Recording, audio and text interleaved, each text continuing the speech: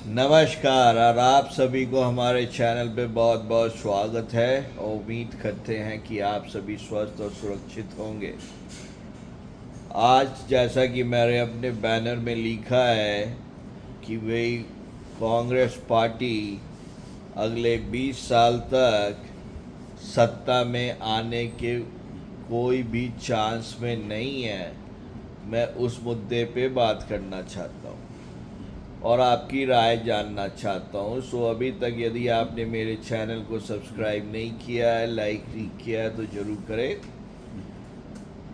हमारे कांग्रेस पार्टी एक बहुत ही ज़बरदस्त पार्टी हुआ करती थी जिसमें कपिल सिब्बल, आनंद जी या नहीं तो गुलाम नबी आज़ाद, इस तरह के सरीके के नेता हुआ करते थे जो अपने में एक कद रखते थे और उनके नाम पर वोट काफ़ी मिलता था।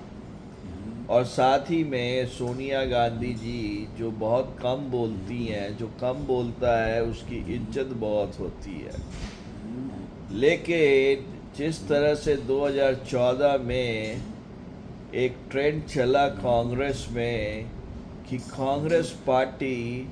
कांग्रेस पार्टी नहीं रह के राहुल गांधी की पार्टी हो गई और राहुल गांधी ही सब कुछ है आज के दिन में कांग्रेस पार्टी में। इसका मैं आपको कुछ उदाहरण देना चाहता हूँ। कांग्रेस पार्टी का मैनिफेस्टो निकला, उसमें मल्लिकार्जुन खड़गे के साथ राहुल गांधी साहब हैं। यानी कि कांग्रेस पार्टी में दूसरे सबसे बड़े कद के नेता यदि बोला जाए तो वो राहुल गांधी जी को माना जाएगा। ये है पहला। दूसरा, राहुल गांधी जी ने जो धार्मिक भावनाओं को जो आहत किया राम जन्मभूमि के और राम मंदिर के शिलान्यास के में, जिसमें उन्होंने कहा कि ये एक प्राइवेट फंक्शन है, उन्होंने अपने वोट बैंक को संकुचित कर लिया। तीसरा, राहुल गांधी ने मैनिफेस्टो जो बना तो दिया, लेकिन उनका जो जातीय जनगणना है उस पे वो क्यों करना चाहते हैं 50 साल के राज करने के बाद, उसको वो जस्टिफाई नहीं कर पाए।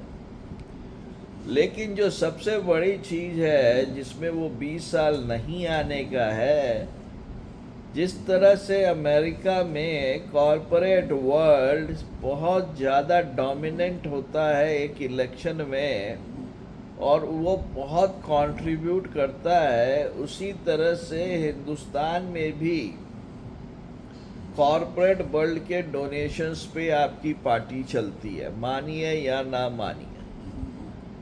और इन्होंने सबसे पहला चीज़ कहा कि मैं एक फाइनेंशियल सर्वे करवाऊंगा और फिर वेल्थ का रीडिस्ट्रीब्यूशन की क्रांतिकारी योजना लाऊंगा।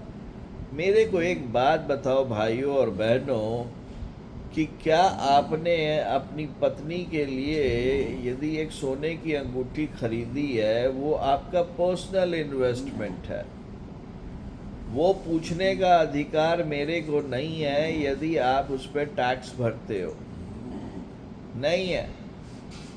और यदि आपने वो लॉकर में रखा हुआ है तो वो लॉकर भी खोलने का अधिकार किसी को नहीं है जब तक कि आपके विल में नहीं लिखा हुआ हो। तो राहुल गांधी साहब क्या ये कहना चाहते हैं कि मेरी जो मर्जी होगी हम करेंगे, क्योंकि ये मेरा दिमाग खाता है, इसीलिए मेरे 140 करोड़ जनता को ये समझना होगा। यह कहकर राहुल गांधी ने अपनी पॉलिटिकल अंडरस्टैंडिंग पर क्वेश्चन मार्क लगा लिया और लोगों के मन में ये कह दिया कि यदि ये कांग्रेस आ गई ना तो जितना जमा पूंजी है वो मेरा ले जाएगी, क्योंकि हिंदुस्तान में सोशल सिक्योरिटी कुछ नहीं है। आप रिटायर किए, आपके आगे पीछे कोई नहीं है, आपके पास नौकरी नहीं है, आपके आगे पीछे कोई नहीं है, और उसमें आपका redistribution of wealth according to the population करने लगे तब तो हो गया बेड़ा गर्क।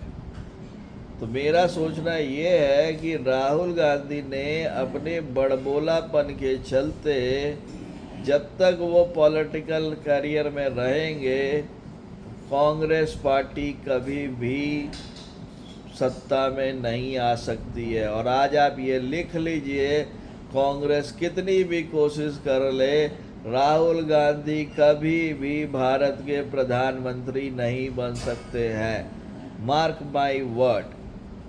आप क्या मेरी बातों से सहमत हैं? तो ज़रूर कमेंट कीजिए, लाइक कीजिए, शेयर कीजिए और सब्सक्राइब कीजिए। धन्यवाद।